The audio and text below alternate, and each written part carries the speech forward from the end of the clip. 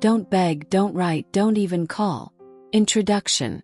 Life often surprises us, and love is no exception. Comes unexpectedly and turns everything upside down. But what if circumstances are stronger than us, and we have to part with the one we love? Emma and Lucas knew their paths would diverge, but they made a promise to each other. Don't beg, don't write, don't even call. What is it like to live with such a promise, and can they keep it? Chapter 1. The Meeting. Emma never thought a chance encounter in a cafe would change her life. She was sitting by the window, thoughtfully watching the passing cars when someone accidentally brushed her arm. It was Lucas. His apologies were so sincere, and his smile so charming that Emma couldn't help but smile back. Lucas entered the cafe to spend some time before an important meeting. He never paid much attention to random strangers, but Emma caught his eye immediately. Something in her eyes and the way she held the brush in her hands made him approach and talk to her. "I'm sorry, I didn't mean to bump into you," he said, looking away awkwardly. "It's okay," Emma replied, trying to hide her embarrassment. "I'm Emma." "Lucas, nice to meet you." He smiled and offered his hand. "May I sit down?" That's how their story began.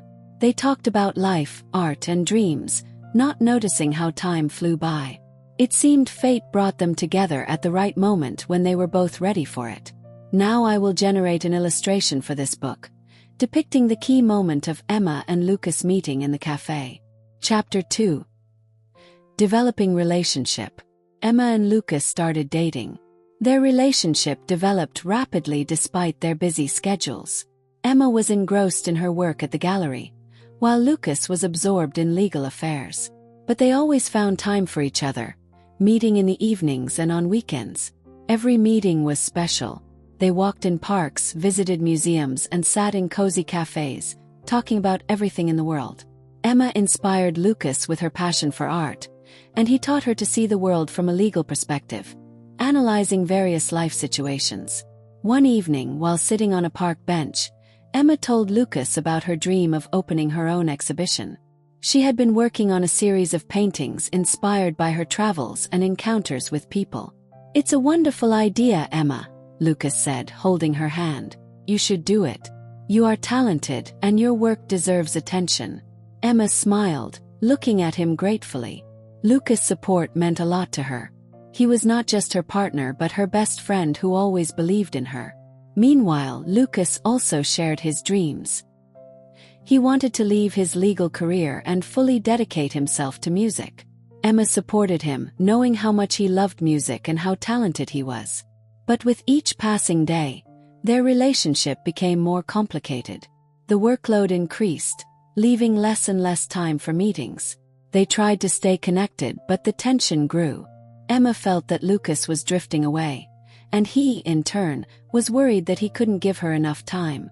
Chapter 3. First Difficulties. One evening, after a stressful day at work, Lucas came home and found Emma cooking dinner.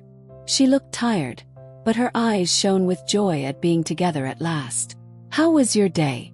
she asked, pouring wine into glasses. "Hard," Lucas admitted, sitting down at the table. "We had a lot of work, and I barely made it to the meeting." "You're always so busy," Emma said with a touch of sadness in her voice. "I miss the times when we had more time for each other."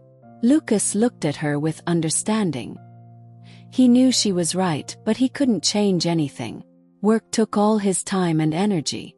"I know, Emma, and I don't like it either. But I promise we'll find a way. We'll get through this." Emma nodded, but her heart was full of doubts. She loved Lucas and didn't want to lose him, but the constant absence and fatigue were starting to destroy their relationship. Chapter 4. The Promise. One evening, after a long conversation, they made a decision. They promised each other that if circumstances forced them to part, they wouldn't beg, write, or even call each other.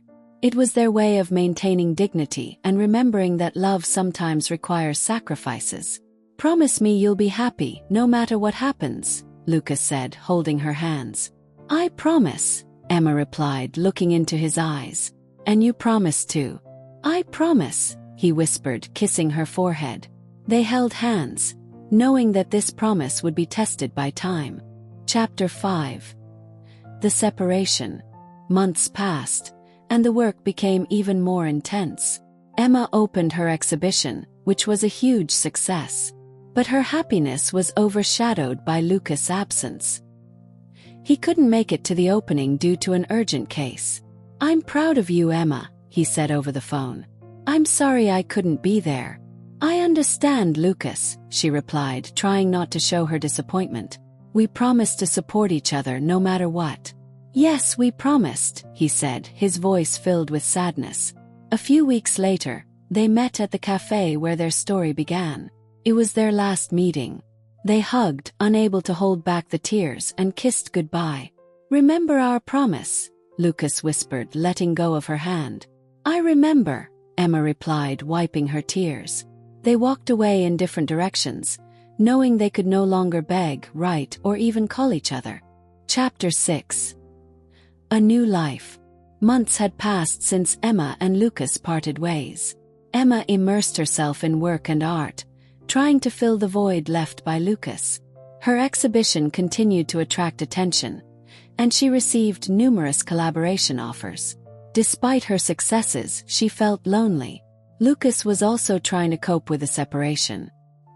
He delved into work, often staying in the office late into the night. His friends and colleagues noticed a change in him but didn't dare to ask what happened. He kept his promise and didn't write, call, or beg Emma to come back. One day, Emma received a letter from a renowned curator inviting her to participate in an international exhibition in Paris. It was a huge honor, and she couldn't pass up such an opportunity. Paris had been her dream since childhood, and now this dream could become a reality. Chapter 7. Memories. Moving to Paris marked the beginning of a new life for Emma. The city inspired her, and she spent much time on the streets, drawing and soaking in the atmosphere. Her new works were infused with the spirit of Paris, and the exhibition was a great success. But even in this city of dreams, Emma often thought of Lucas.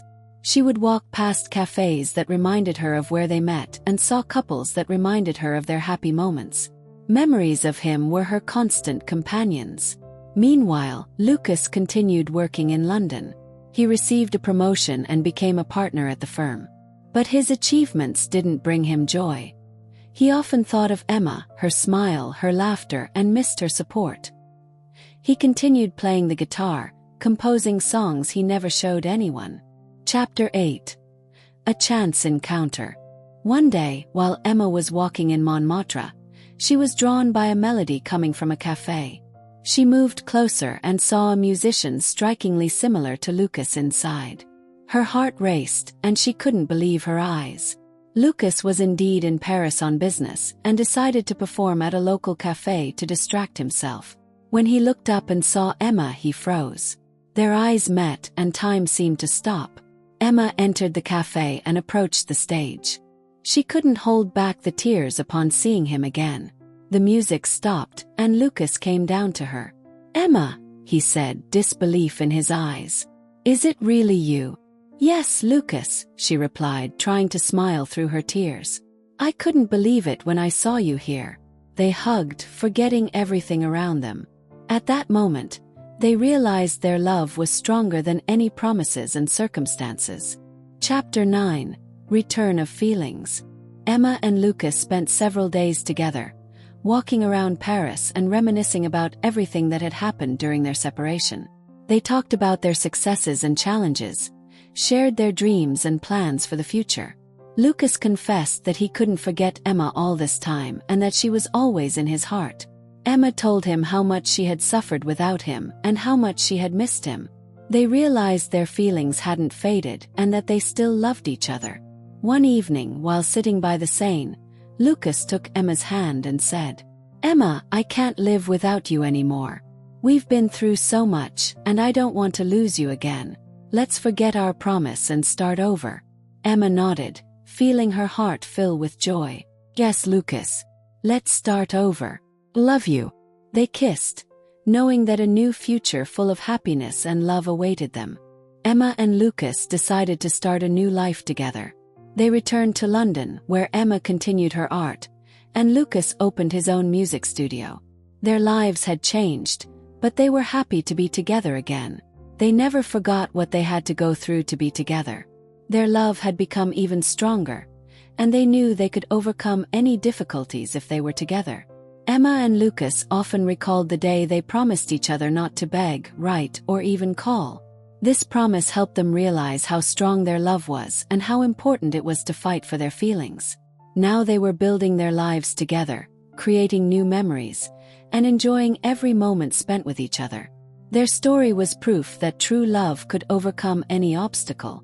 End. If you enjoyed this video, please subscribe to our channel and don't forget to hit the like button. Thank you for your attention.